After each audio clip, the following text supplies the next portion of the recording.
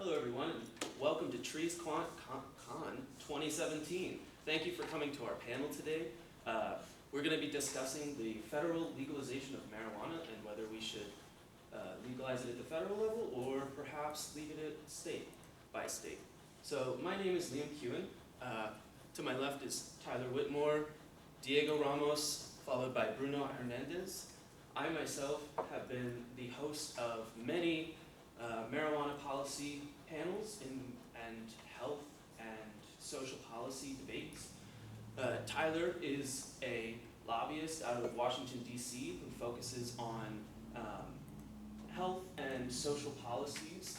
To the left, Diego is a secretary of Commerce at the U.S. Department of Commerce. He took up the green battle, if you will, many years ago, and his federal work has led him to the views he has. Finally, Bruno Hernandez is a medical science researcher and oncology-related medicine researcher out of Harvard University. And today they'll be answering a few questions.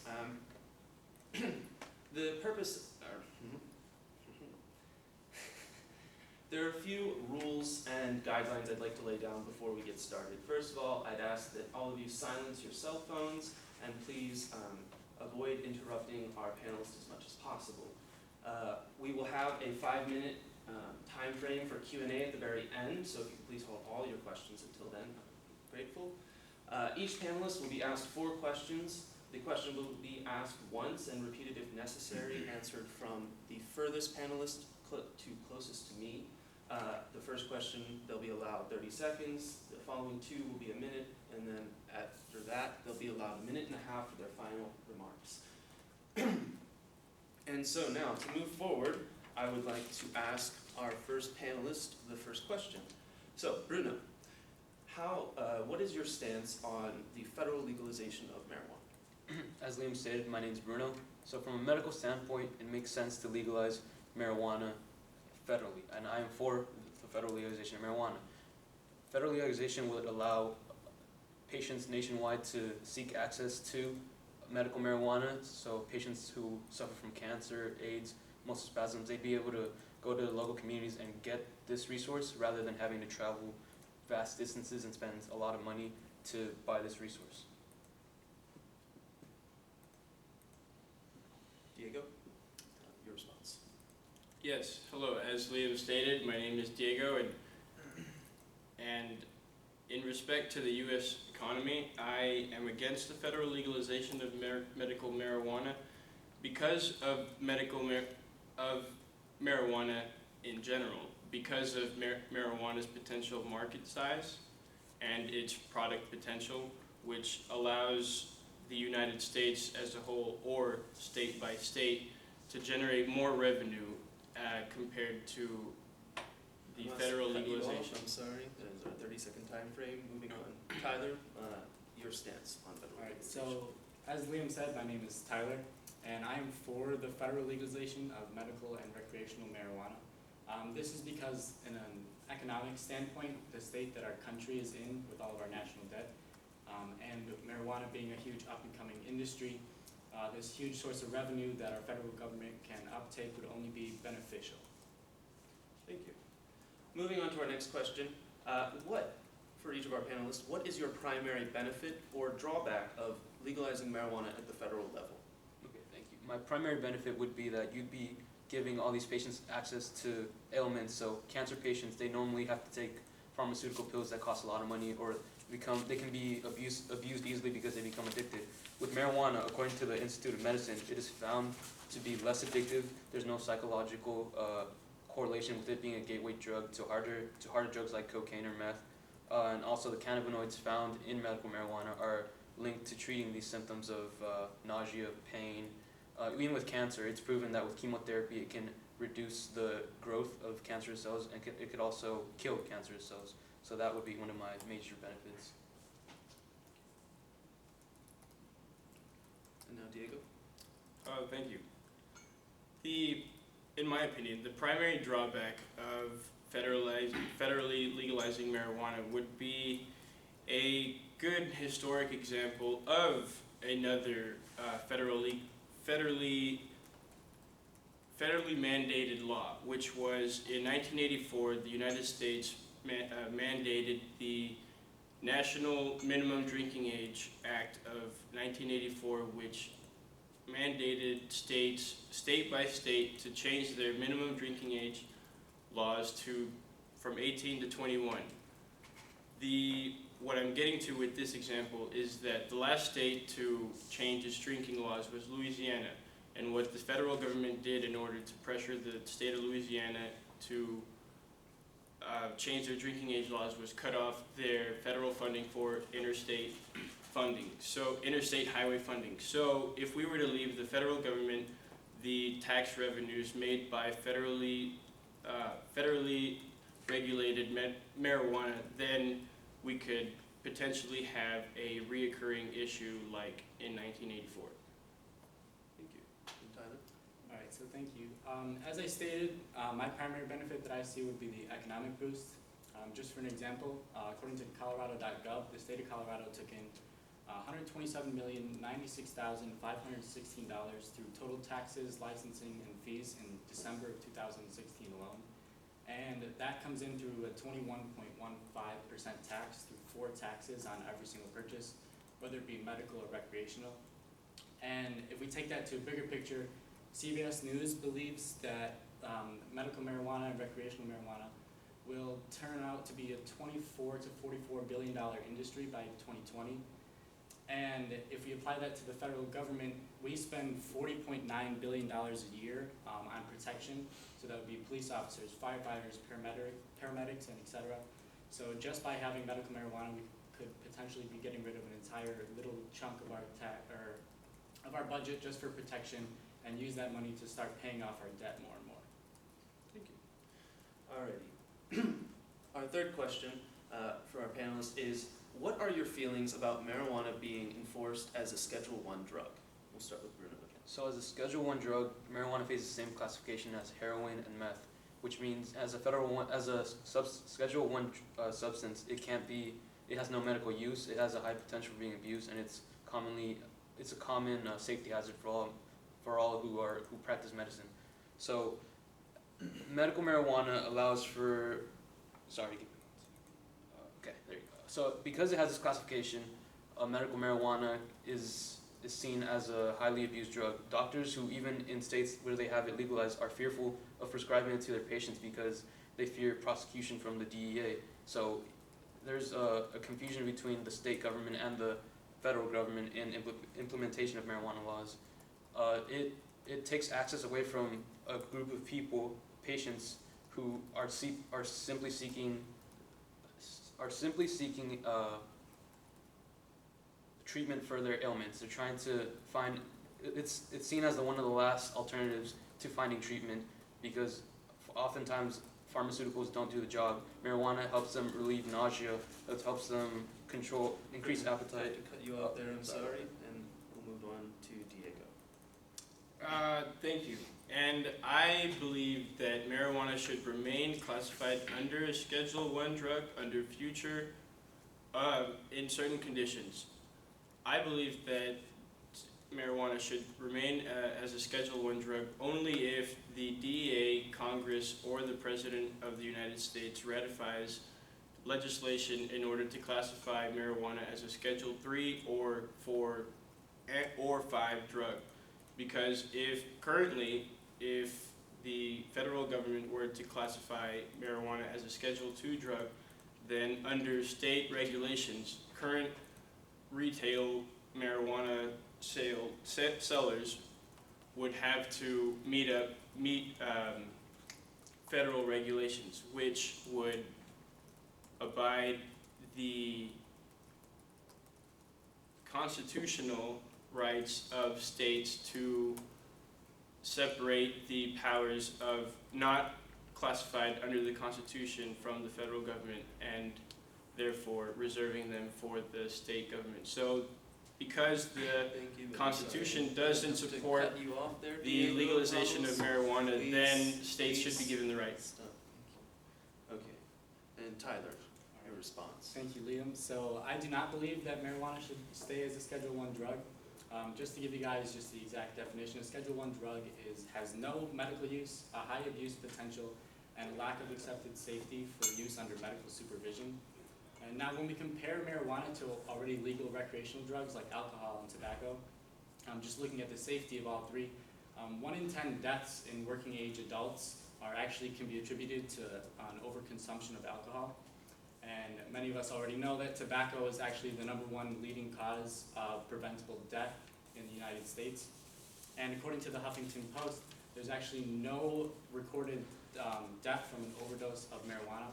And that's due to the fact that it's incredibly hard to overdose on marijuana. You'd actually have to intake 1,500 pounds in 15 minutes, which is pretty impossible. So that's why I believe it should not stay as a Schedule I drug. Thank you. Alrighty, and moving on to our final question of the panel tonight, I would like to ask Bruno, what are the social consequences you see rising from federal legalization of marijuana? So one effect I could see would be that law enforcement who enforce marijuana laws, they'd be able to cut down the costs. On average, states spend about $3.6 billion, according to the ACLU, on enforcing these drugs, these marijuana laws. And if we were to divert those funds into, say, education, reforming our inmates or infrastructure, we'd be able to progress society. Also, when a person is convicted of minor drug offenses, they oftentimes lose out on benefits, lose out on public benefits, or lose out on job opportunities because employers they don't want to hire people who smoke marijuana. But if we legalize it, then it would be seen as a common practice, such as drinking and smoking. But with those comes moderation. You have to moderate these things. So just because you legalize it doesn't mean it's gonna be a common practice. It's just gonna be something that has to be moderated. Thank you. Thank you. Diego, your response? Thank you. I think that the greatest social consequence for not allowing states to regulate marijuana would be that states themselves wouldn't have the autonomy to allocate the funds generated from the sales of marijuana to where they deem best appropriate. That being said, if the United States federal government were to legalize marijuana, then the federal government could potentially deem best the funds best fit into one section of the economy, which could potentially be healthcare or the military, considering the recent focus on raising funds for military expenditures. Thank you. Thank you. Tyler? All right, so there's already been a dramatic social repercussion due to the fact, even before 2010, with 13 states legalizing medical marijuana. In these 13 states, there was an average of 1,700 less opiate-related overdose deaths. And this is due to the fact that 60% of opiate-related overdoses are from patients who actually have legitimate prescriptions. And in these states, doctors are now starting to prescribe medical marijuana rather than an opiate for pain relief in patients like after surgery or who just have like a common injury. And with comparing marijuana and opiates have like a much higher abuse potential, a much higher health risks, and a much higher addiction potential. And in fact, even medical marijuana is actually used to treat opiate addiction. And so you can see that even before 2010, just by the medical marijuana being legalized, there's a huge social repercussion because of that. And with all this said, I'd just like to say again, I am again for the federal legalization of recreational and medical marijuana. Thank you. And that concludes our questions for the panelists from myself, the moderator. I would like to restate all of their stances briefly for you. Bruno, our medical expert, is for the federal legalization of marijuana as he believes it would provide a better ease of access and a more convenient, healthier path to treating many medical issues we see today.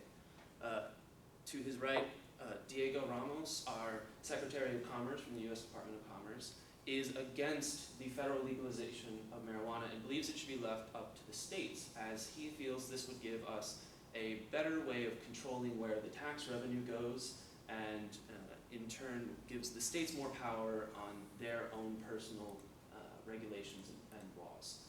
Finally, we have Tyler Whitmore, our lobbyist out of DC, whose experience in policy change has obviously made him a friend of the axe rather than the hatchet.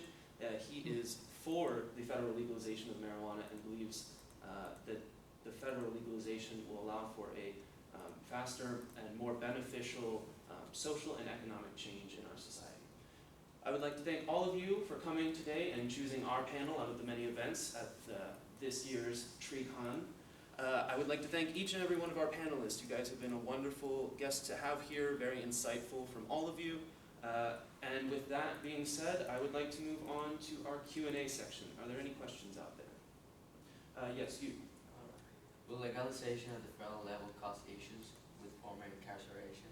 All right, I'm going to pass this on to Tyler as he has a very good insight into the social repercussions of federal legalization.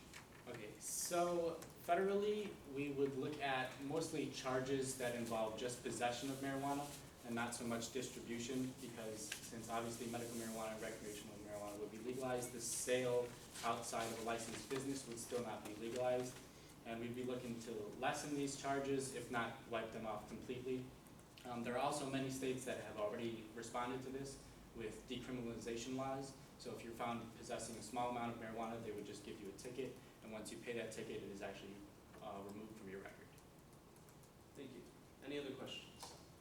Yes. Do you really think that giving a kid a J is a good idea?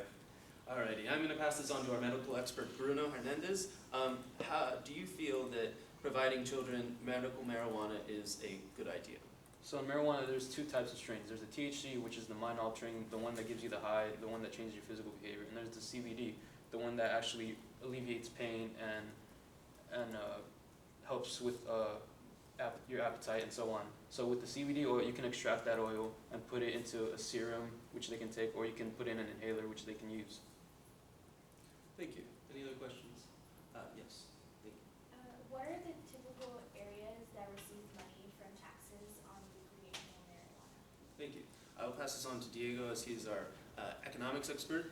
Diego, where are we seeing the tax revenue from marijuana legalization going?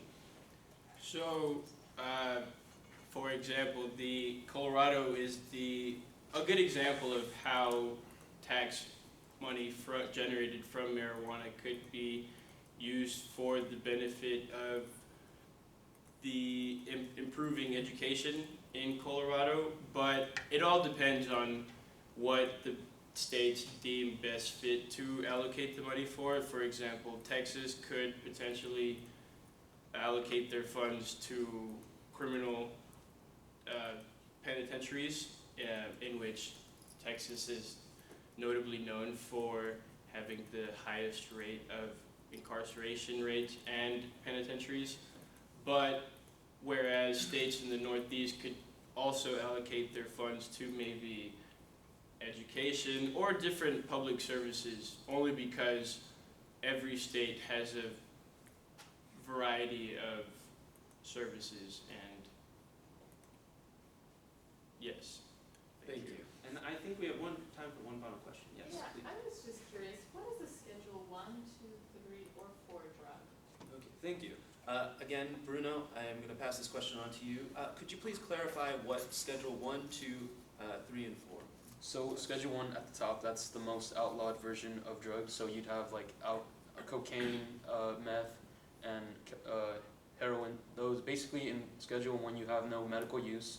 It has a high potential of being abused, and it's just a common hazard to the medical community. As you go down the scheduling, each has its own medical purpose. Schedule 2 is slightly less abusive, but it still has some form of accepted medical use. So here we have opioids, morphine. Schedule 3 you have even a lower potential for abuse. Here you have codeine, you have those muscle relaxants and so on. And Schedule 4 is like basically very low potential for abuse. So you have like you have anxiety medication and you have sedatives. Thank you very much. And with that, our panel is concluded. Thank you again.